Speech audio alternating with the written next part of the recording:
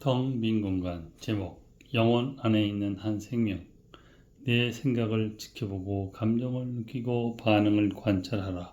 그리고 그런 알아차림을 하고 있는 알아차림을 알아차려봐라. 내 컴퓨터 모니터 옆에 적혀있는 글귀다. 대상의식은 물론 공간의식을 깨워 지내보는 것이다.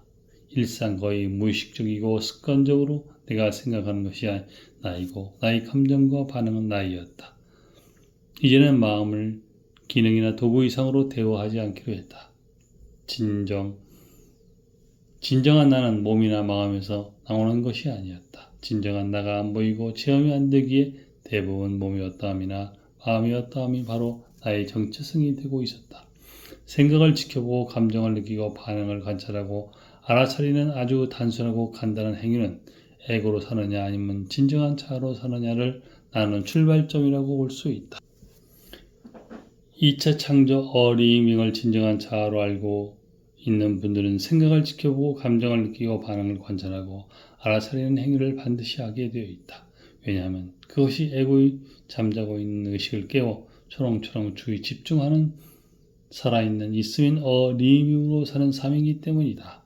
복잡했고 향방 없이 어수선했던 지난날의 나의 삶이 이제는 많이 안정이 된 것 같다. 이 모든 것은 몰랐던 인생의 존재적인 진실을 리빙빙으로 한 것에서부터 시작되었다. 약 20여 년 전 내 인생이 마치 내 것이 아닌 것으로 보여 나는 그것을 내 인생의 존재적인 진실이라고 외쳤던 기억이 떠오른다. 그때는 좋긴 하고 맞는 것 같기도 했지만 막연했다. 왜 그게 인생의 존재적인 진실이냐고 물으면 딱히 할 말은 없었던 것이다. 직관을 소중히 해서 오래 간직해온 말이다.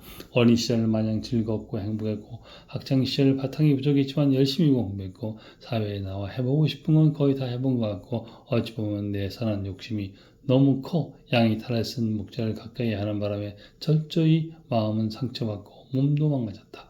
절망 가운데 인생이 험한 것들이 밀려왔지만 오히려 이것은 한치 오차도 없이 인생의 존재적인 진실인 어리잉빙으로 나를 옮겨놓았다.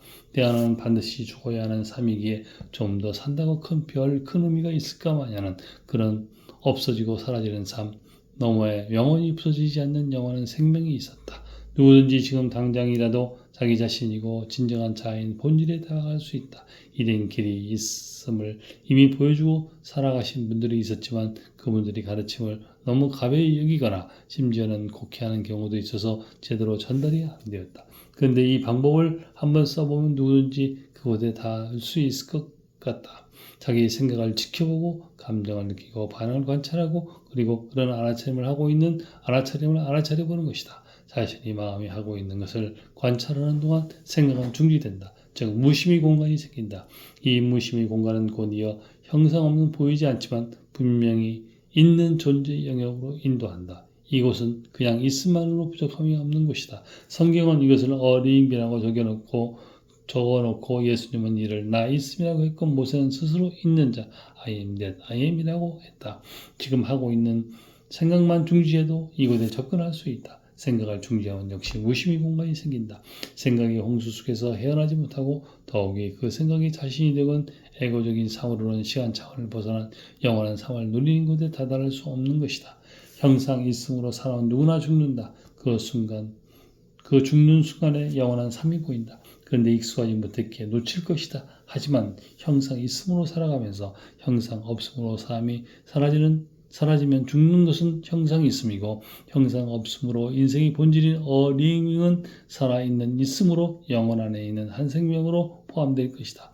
인간을 포함하여 모든 만물은 바로 이 영원한 생명에서 나왔고 세상에 잠시 형상 있음으로 형상 없음을 나타내다가 다시 그 영원한 곳으로 돌아가는 것이다. 인생의 본질이 있는 곳은 빙의라는 있음이 있는 것이다. 어떤 장소가 아닌 어떤 상태일 것이다. 있음이라는 한국말은 빙에게는 느끼는 맛이 같은 것 같다. 빙을 존재라고 번역을 주로 하는데 존재라는 번역은 빙이라는 말이 없다. 빙이라는 맛이 없다. 존재는 형상이 있으면서 쓰이는 단어지만 being은 형상 없으면서 쓰이는 단어다. 그래서 있음이란 말이 존재란 말보다 훨씬 being이 됐다는 것을 잘 전달해주고 있다. 그냥 있습니다. 그냥 있음만인데 전혀 부족함이 없는 상태다. 이 being이 나를 거의 죽음 직전에서 살렸다.